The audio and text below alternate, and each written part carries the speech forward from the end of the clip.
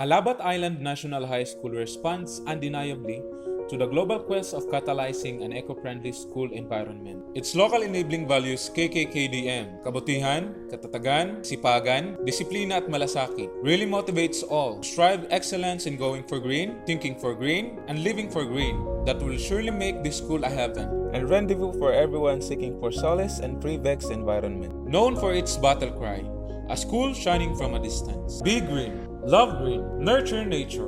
These are the encouraging tagline of our school that upholds us to stand side by side among the leading institutions that cater environmental protection and sustainable environment.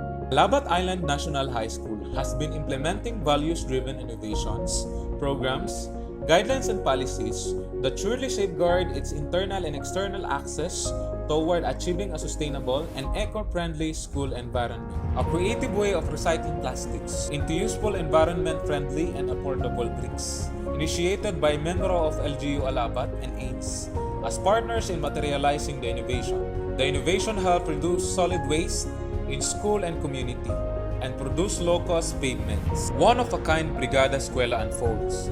More than 4,000 volunteers joined AINS Brigada Eskwela. Voluntarism ignites during Brigada Eskwela. The proof of sacrifice and laudable effect of Brigada Eskwela. A strategy to improve education by transferring significant decision-making authority from state and district offices to individual schools. At the back of administration building is the Gulayan sa Paaralan, where varieties of vegetables are planted. Green, leafy, nutritious vegetables are essential to make us physically and mentally alert.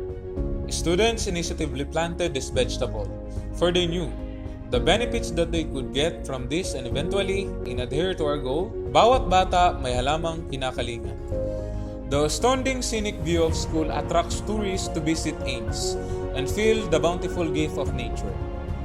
The maintenance of its beautification and cleanliness are through the untiring effort of parents, students, and teachers. The park is also conducive for learning in other school events, for there are cemented benches to sit on, mini sheds, and some other improvised shelter.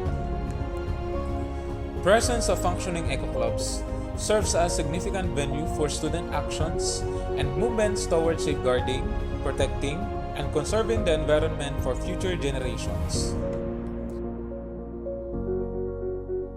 Eco-clubs engage in coastal cleanup to remove trash and debris from seashore and waterways, and also to identify the source of litter and change the behavior that caused the pollution. Environmental programs. Waste management.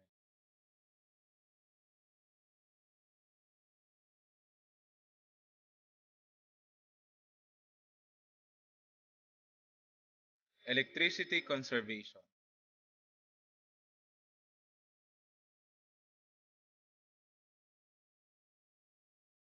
Paper conservation.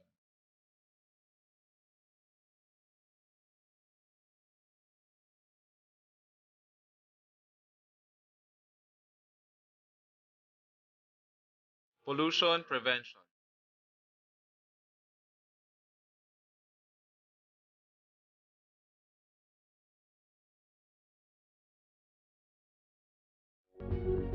Water conservation.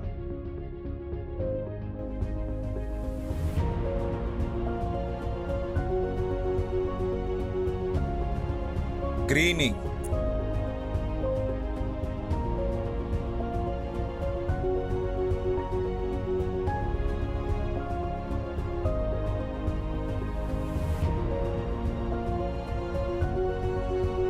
Other salient features of AINS.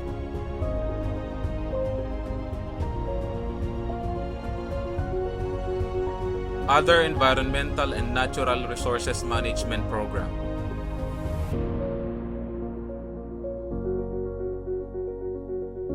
The school sustained those programs, projects, and activities through the strengthening values of KKKDM, instilled in the heart and minds of the students, teachers, parents, and community. We believe that good values are truly the foundation of having a healthy and productive mind. The true spirit of KKKDM serves as stepping stone for Alabat Island National High School, not only in bagging regional championship for 2019, National Search for Sustainable and Eco-Friendly School, but also receiving other prestigious awards in division, regional, and national competitions.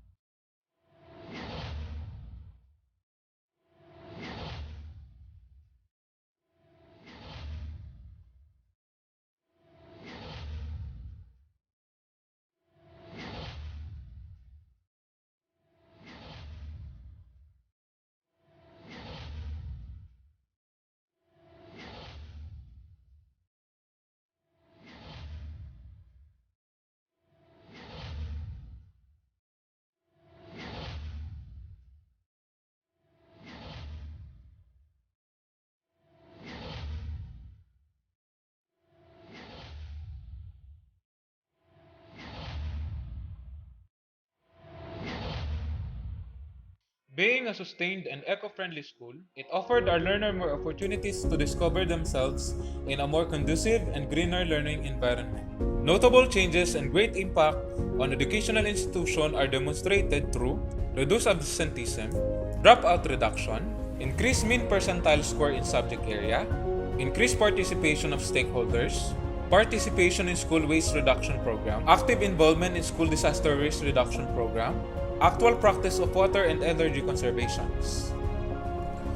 Alabat Island National High School desired to produce students and graduates who are possessing the school-enabling values of KKKDM: kabutihan, katatagan, kasipagan, disiplina at malasakit, living up to the depth and vision as Filipinos who are passionately love their country. Those values or competence enable them to contribute meaningful in building the nation. Filipinos who are makadiyos, makatao, makakalikasan at makabansa. I can do all things through Christ who gives me strength.